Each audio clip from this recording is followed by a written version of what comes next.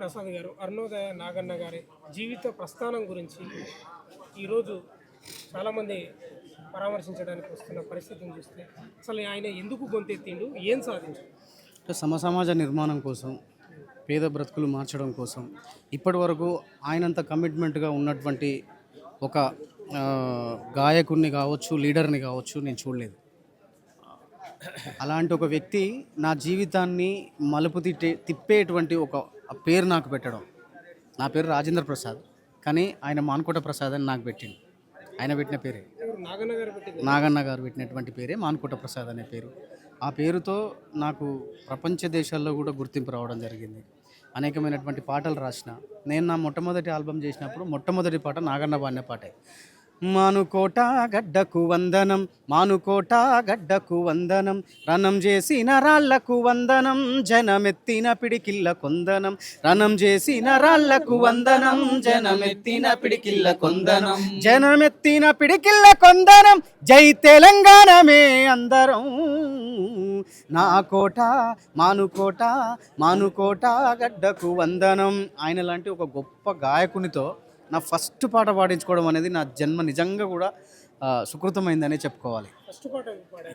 నేను రాసినటువంటి మొట్టమొదటి పాట నా ఇష్టపూర్వకంగా నాగన్నతో పాడి, ఆ కుటుంబంతో నాకు విడదలేనటువంటి అనుబంధం, వాళ్ళ కొడుకు నేను చాలా ఫ్రెండ్లీగా ఉంటూ బావబామ్మర్ది అని పిలుచుకునేటువంటి రిలేషన్షిప్ ఏర్పడింది. వస్తూ పోతూ ఉంటా, నేను నాగన్నతో మాట్లాడుతూ ఉంటా ఫోన్ కాళ్ళల్లో. కానీ ఆయన చనిపోవడం అనేది చాలా విషాదం. అది రాత్రి నేను రాసినటువంటి పాట.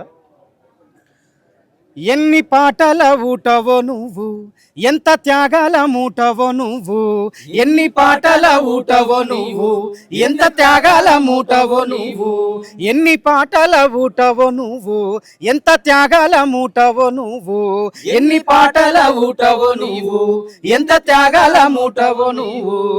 నాగన్నా నీ గొంతులో రాగాలు నాట్యాలు చేసే, నాగన్నా నీ గొంతులో రాగాలు నాట్యాలు చేసే, ఓ నాగన్నా నీ పాటలో గమకాలు గమ్మత్తు చేసే, ఓ నాగన్నా నీ పాటలో గమకాలు గమ్మత్తు చేసే, ఎర్ర జెండాను ఎగరేసి ముద్దాడి పోరాట పాటను మోసినవే, దండాలు దండాలన్నా నాగన్న దారి కత్తుల వంతెనేనా, దండాలు దండాలన్నా దారి కత్తుల వంతెనేనా, దండాలు దండాలన్నా నాగన్న సమరాలతో వనిదా, దండాలు దండాలన్నా నాగన్న సమరాలతో వనిదా.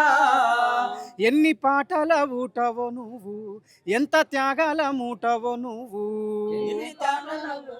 నువ్వు ఎంత త్యాగాల మూటవో నువ్వు. ఆయన మోసినటువంటి త్యాగాల మూటలు ఎన్నో. ఆయన లెక్క బ్రతకడం అనేది అసలు అంటే ఎన్ని జన్మలు ఎత్తినా ఎవరికి సాధ్యపడదు. జీవితం పరిపూర్ణంగా ముగిసిందని అనుకుంటున్నారా?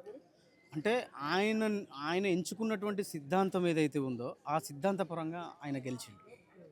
ఆయన పూర్ణంగానే ఆయన చివరి శ్వాస వరకు అదే రీతిగా బతికాడు.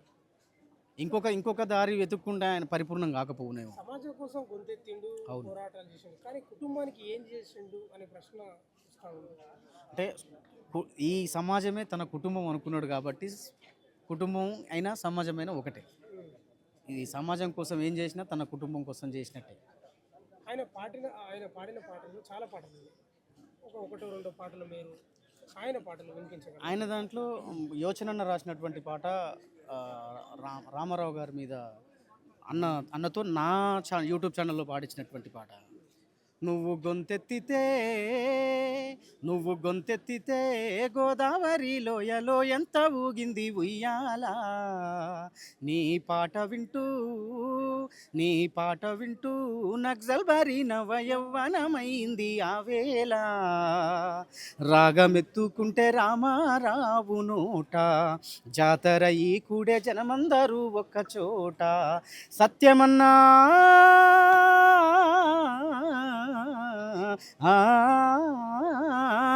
సత్యమన్నా ఈ పాట కావచ్చు. మా యశ్పాలన్న రాసినటువంటి తెలంగాణ ఉద్యమంలో జై జై బోలో తెలంగాణ, జై బోలో తెలంగాణ, జైత్రయాత్ర నడుపుతున్న జై తెలంగాణ బోలో, జై జై బోలో, బోలో జై జై బోలో, జై జై బోలో, బోలో జై జై బోలో. ఇది కావచ్చు. అదే యశ్పాలన రాసినటువంటి పాట ఇల్లం పొద్దు పొడిసే ఇల్లందు మీద వీరుడై ఎల్లన్న ఎల్లన్న. ఇది కావచ్చు. ఇంకా అనేకమైనటువంటి పాటలు, ఎన్నో పాటలు పొద్దున్న లేస్తే మేము కార్లలో కానీ ఇంట్లలో కానీ పెట్టుకొని వినేటువంటి పాటలలో ఫస్ట్ ప్లేలిస్ట్లో నాగన్న పాటలు ఉంటాయి. చివరి ప్రశ్న, భౌతికంగా ముగిసిపోయిన ఆయన జీవితం ఏం మెసేజ్ ఇచ్చింది సమాజానికి? ఆయన లెక్క బ్రతికి ఉండడానికి ఒక్కరైనా ప్రయత్నం చేయండి అనే మెసేజ్ ఇది ఇచ్చింది, అంతే. ఆయన లెక్క జీవించాలి. యశ్పాలన్న వచ్చిండు ఒక్కసారి. యశ్పాలన్న నాగన్న అంతిమయాత్రని ఉద్దేశించి వేలాది మంది జనం గ్రామాలలో అటు తెలంగాణ కానీ ఆంధ్రప్రదేశ్ నుంచి కానీ వేలాది మంది ఆయనకు అభిమానులు వచ్చారు. నాగన్న మాలాంటి కళాకారులకు ఆదర్శప్రాయుడు. నాగన్న జీవితం అంతా కూడా అరుణోదయ కోసం పనిచేసిండు. కాబట్టి నాగన్న నాలాంటి వాళ్ళకు, నాగన్న నా గురువు, అంతే నా తండ్రి సమానుడు. నేను రాసిన వందలాది పాటలకు నాగన్న ట్యూన్ చేసి బాణీలు కట్టేవాడు. ఆయనతో తిప్పుకున్నాడు. కోలాటం, భజన, చెక్క భజన, స్ట్రీట్ ప్లేలు, బుర్రకథలు, డప్పు, ఇట్లా అనేకం ఆయనతో ఉండి నేను నేర్చుకున్నా. నా జీవితం ధన్యమైంది ఆయనతో ఉండటం వల్ల. నాది ఒక్కొక్క పాట నాగన్న లేకపోతే నేను లేను. నాగన్నే నన్ను ఐడెంటిఫై, నాగన్నే నా పాటలకు అడ్రస్. కళ్ళం నిండా గింజలు ఉన్నా రైతన్నా, పల్లెం నిండా మెతుకులేదో రైతన్నా, అన్నదాతాల మాటిస్తే ఏలేటోడు ఏడా చచ్చే. కళ్ళం నిండా గింజలు ఉన్నా రైతన్నా, పల్లెం నిండా మెతుకులేదో రైతన్నా. ఈ పాట ఉద్యమ కాలంలో లక్ష్మక్కని తీసుకుపోయి, నాగన్న భార్యను తీసుకుపోయి కొట్టిన సందర్భంగా ఇక్కడ రైతులు ఆందోళన పడుతుంటే రాసిన పాట. అదేవిధంగా భారతదేశం బాకిన పడ్డదిరో నాయనా, బంగారు భూమి కుదువా పడ్డదిరా, ఒరి నాయనా బంగారు భూమి కుదువా పడ్డదిరా. ఈ పాట మరి రోజుల తరబడి ట్యూన్ చేసి నాకు నాగన్న ఇచ్చాడు. నిజంగా ఈ పాట నేను కవిత్వంగా రాసిన, ట్యూన్ ఆయనే చేశాడు. అట్లా ఎల్లన్న మీద పాట కూర్చొని రాయించాడు.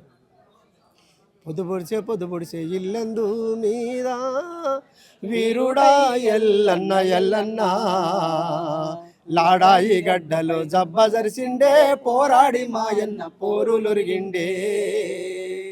ఈ పాట రూమ్లో ఉండి అద్దం రైత్రి ట్యూన్ ఇద్దరం కలిసి చేసి రాసినటువంటి పాట. అట్లే ఎట్లెట్లా బతికినోళ్ళం రెంకన్నా మనము, ఇట్లెట్లా అయితే మీరో రెంకన్నా, ఇట్లెట్లా అయితే మీరో రెంకన్నా, ఎట్లెట్లా బతికినోళ్ళం రెంకన్నా మనము, ఇట్లెట్లా అయితే మీరో రెంకన్నా, ఇట్లెట్లా అయితే మీరో రెంకన్నా. అట్లా తెలంగాణ ఉద్యమం ఉధృతంగా నడుస్తున్న క్రమంలో రాసిన పాటకు నాగన్నే పాడి దానికి ప్రాణం పోసిండు. నా పాటలు సాయి చందు, నాగన్న, ప్రసాదులే నా పాటలకు ఐడెంటిఫై ఇస్తున్నారు. అనేక వేదికల మీద వాళ్ళు పాడింది నేను గుర్తింపు లేను. అందుకే వీరుల్లారా వీరా వనితల్లారా, అమ్మా రుణము కై రణముల ఒరిగినారా, వీరుల్లారా వీరా వనితల్లారా, అమ్మా రుణము కై రణముల ఒరిగినారా, తెలంగాణలోన కంటి సెమ్మల్లారా,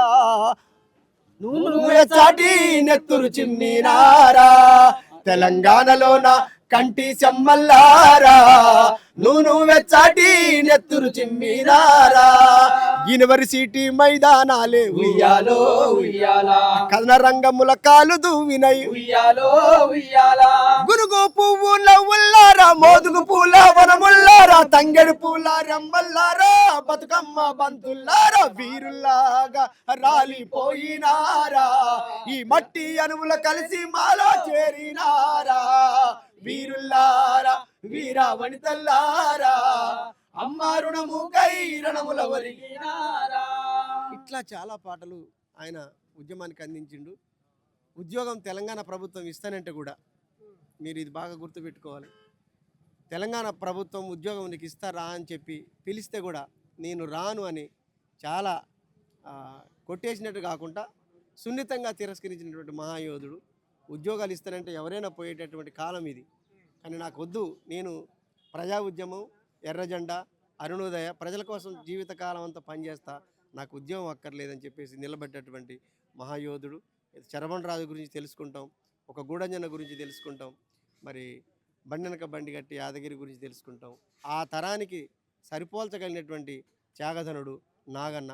కాబట్టి నాగన్న జీవితం ప్రజలకు, ముఖ్యంగా కళాకారులకు అంకితం. ఆయన జీవ మార్గం కూడా ఆ కళాకారులు అనుసరించాల్సినటువంటి సందర్భం. ఒక ప్రశ్న యశ్పాల్ గారు, మీరు చాలా భావోద్వేగానికి గురవుతున్నారు. ఎంతో అనుబంధం ఉంటేనే ఆ భావోద్వేగం వస్తుంది కడుపుల నుంచి. అసలు మీ పరిచయం ఎక్కడ మొదలైంది నాగన్న గారికి, యశ్పాల్ గారికి? నేను 10వ తరగతి పూర్తి చేసిన కాలంలో మా ఇంటికి వచ్చి పాటలు పాడుతుండంటే మా అన్న యాదగిరి, అదేవిధంగా ఎస్ వెంకన్నలు, వీరిద్దరూ నన్ను పరిచయం చేశారు. అట్లా నాగన్నతో 18 సంవత్సరాలు నేను గడిపా. ఆయన రూమ్లో 10 సంవత్సరాలు ఉన్నా. నన్ను చిన్నపిల్లగాడి కానించి ఏళ్ళు పట్టుకొని తిప్పినటువంటి చిన్నతనం నుంచేనా? చిన్నతనం నుంచి 10వ తరగతి తర్వాత నేను 10వ తరగతి ఫెయిల్ అయితే నన్ను తీసుకెళ్ళి ఒక హాస్టల్లో ఉంచి ఎగ్జామ్ రాయించాడు చదివించి. ఆ తర్వాత ఇంటర్మీడియట్, డిగ్రీ, నా జీవిత ప్రతి మూల మలుపులో ఆయన ఉన్నాడు. ఆయన నాకన్నా అత్యంత దగ్గరగా ఉన్నటువంటి వాళ్ళ అరుణోదయంలో ఉండకపోవచ్చు బహుశా. నా 30 సంవత్సరాలు నేను ఆయనతో కలిసి ఉన్నా. కాబట్టి నాగన్న జీవితం ఒక రోజుతో ఒడిసేది కాదు, ఆయనతోనే ఉన్నా. కాబట్టి నాకు రాయాలన్నా, నా పాటలు ట్యూన్ చేయాలన్నా ఆయనే. మీరు ఎన్ని పాటలు దాదాపు రాశారు? ఆయన ఎన్ని పాటలు మీ పాటలు పాడారు? నా పాటలు మొత్తం ఆయన బాండే, ఎక్కువ పాటలు ఆయన బాండే. రైతులు కానీ, కూలీలు కానీ, సామ్రాజ్యవాద వ్యతిరేక పాటలు కానీ, పార్టీ పాటలు కానీ, పొడు భూముల మీద కానీ, అధిక ధరల మీద కానీ, మహిళల మీద కానీ, అట్లా ప్రతి సమస్యల మీద సందర్భం వచ్చినప్పుడు రాస్తున్నప్పుడు ఆయన ట్యూన్లు చేసినటువంటిదే ఉంది. సినిమాల పాటలు అవకాశం వస్తే కూడా నాగన్న గారు పోలేదు, ఇది కూడా గుర్తుపెట్టుకోవాలి. ఇప్పుడు నాగన్న గారికి మీరు ఒక శిష్యులాగా, కొడుకులాగానే దాదాపు నాకు అంతే. పరిపూర్ణంగా ఆయన జీవితం ముగిసిందని అనుకుంటున్నారా? ఒక శిష్యునిగా మీకు అసంతృప్తిగా ఉందే? నాకు అసంతృప్తి లేదు, చాలా హ్యాపీగా ఉంది. ఎందుకంటే బోనస్ లైఫ్తో గడిపిండు ఆయన.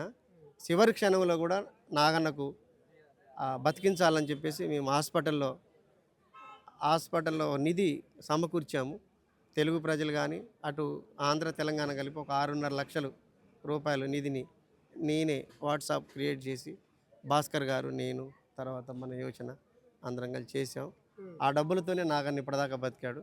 నిజంగా నాగన్న రుణపడి ఉండంటే మన స్పర్శ భాస్కర్ గారు.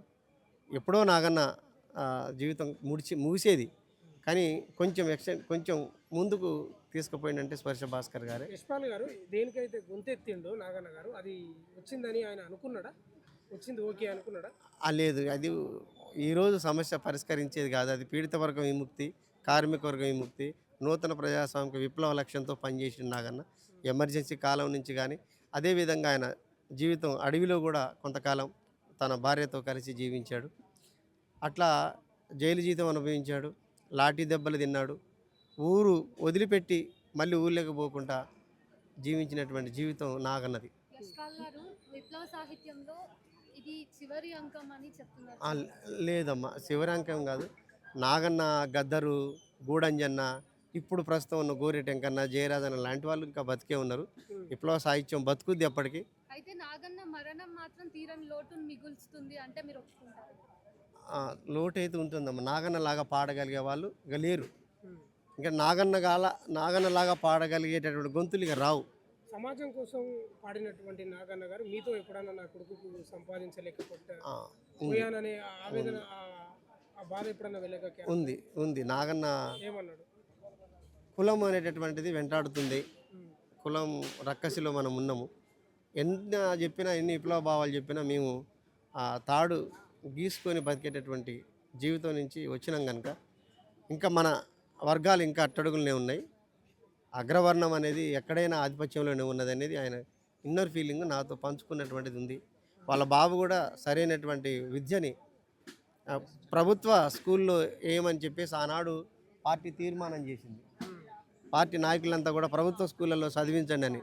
కానీ కొంతమంది నాయకులు ప్రైవేట్ స్కూళ్ళల్లో, గ్లోబల్ స్కూళ్ళల్లో, పెద్ద నారాయణ లాంటి స్కూళ్ళల్లో వేస్తే తన కొడుకుని పిండిపోల్లో గవర్నమెంట్ స్కూల్లో చదివించాడు. దాని కారణంగా కూడా విద్యలు వెనకబడ్డాడు. కానీ నాగన్న వారసత్వాన్ని గొంతుకు అజయ్, తను పుట్టినప్పుడు పేరు గోపి, తర్వాత అజయ్ అనేటి వాడు విజయవంతంగా ముగించాలనే లక్ష్యంతో పెట్టిన పేరు అజేయుడిగా ఉండాలని. అతను గొంతు నాగన్న గొంతు అతనికి వచ్చింది. కానీ ఆయన కుల సమాజ చట్టంలో నలుగుతున్నాం అనేది ఒక బాధ అయితే ఎప్పటికీ ఉండేది. ఇప్పుడు విప్లవ ఉద్యమాలకు ఆదరణ తగ్గిందని మీకు అనిపిస్తలేదా? విప్లవ ఉద్యమాలకు ఆదరణ తగ్గింది, చాలా తగ్గింది. ఎందుకు దానికి తగ్గింది కారణం ప్రధానం అంటే ఇవాళ పరిస్థితి గతంలో ఉన్నట్లేదు. అంటే దోపిడీ వర్గం ప్రత్యక్షంగా కనబడేటట్లేదు, భూస్వాములు ప్రత్యక్షంగా కనబడట్లేదు, రౌడీలు ప్రత్యక్షంగా కనబడట్లేదు. ఒక ముసుగు కప్పుకొని ఒక ముసుగులో ఉన్నటువంటి స్థితి. ఇవాళ గ్లోబలీకరణలో ఉన్నాం, ప్రపంచీకరణలో ఉన్నాం. అట్లే ఈ మీడియా ముసుగులో ఉన్నాం. కాబట్టి శత్రువు కరెక్ట్గా మనకు కనపడేటట్టుగా లేడు. కాబట్టి స్తబ్దతగా ఉన్నట్టు మనకు కనపడతా ఉంది. నిఖార్సైన కమ్యూనిస్ట్గా బ్రతికిన నాగన్న జీవితం నుంచి నేటి తరం కళాకారులు కానీ విప్లవ అంటే ఆ పార్టీలో వామపక్ష పార్టీలో ఉన్న వాళ్ళు కానీ ఏం నేర్చుకోవచ్చు? నాగన్న జీవితం తెలిసిన పుస్తకం. ఆయన ఎక్కడా చేయి చాచి అడిగినటువంటి వాడు కాదు. ఇంకా ఎందుకంటే ఆయన నిబద్ధత కలిగినటువంటి వ్యక్తి, కమిట్మెంట్ ఉన్నటువంటి వ్యక్తి. ఆయనకు విప్లవ రాజకీయాలు నేర్పినటువంటి దాంతోనే బతికాడు. కాబట్టి ఎక్కడ కూడా లొంగిపోలేదు, వంగిపోలేదు, తలంచుకోలేదు. అంత నిబద్ధత కలిగినటువంటి కళాకారుల్ని మనం చూడలేము. అంటే మాలాంటి వాళ్ళు కూడా ఆయన అంత అడుగులో నడవలేదు. మాలాంటి వాళ్ళు కూడా ఆయన శిష్యులుగా బతికిన మేము ఆయన మార్గంలో నడవలేకపోతున్నాం. కాబట్టి నాగన్న అసలైనటువంటి నిజమైనటువంటి విప్లవకారుడు. భౌతికంగా లేకుండా వెళుతున్నటువంటి నాగన్న గారు ఏం చెప్పిపోతున్నాడు సమాజానికి? ఆయన చెప్పినటువంటిది ఒకటే, పీడిత వర్గ విముక్తి, ప్రజల విముక్తి, జనం బాధలు, అదేవిధంగా కుల విముక్తి కూడా నాగన్న కోరుకున్నాడు. కుల సమాజంలో కుల చట్టంలో నలుగుతున్నాము, ఆ బాధల నుంచి కూడా మనం విముక్తి కావాలనేది నాగన్నకు ఉన్న ఫీలింగ్. కాబట్టి నాగన్న జీవితము తెరిచిన పుస్తకం లాంటిది. ఎంతోమంది కళాకారులు, కవులు బయటకు వచ్చారు, కానీ అనేక రకాలుగా లొంగిపోయినటువంటి వాళ్ళు ఉన్నారు. అనేక రకాలుగా ప్రభుత్వానికి దాసోహం అనేటువంటి వాళ్ళు ఉన్నారు. కాబట్టి అట్లా కాకుండా నాగన్న చివరి దాకా ఒకే బాటలో ఉన్నాడు. ఈ సంక్షోభ కాలంలో నాగన్నకు అసలైన సాహిత్య వారసులు లేదా విప్లవ వారసులు ఎవరు అంటే ఏం చెప్తారు? విప్లవం కోసం పనిచేసేవాళ్ళు, ప్రజల కోసం పనిచేసేవాళ్ళు. పర్టికులర్గా ఈ గాయకులు లేదా ఈ రచయితలు అట్లేం లేదు. విప్లవం కోసం, ప్రజల కోసం పనిచేసే వాళ్ళు ఉంటే అది నాగన్న వారసులు అవుతారు. ఓకే అమ్మా. జోహార్ అరుణోదయ నాగన్న. జోహార్ జోహార్.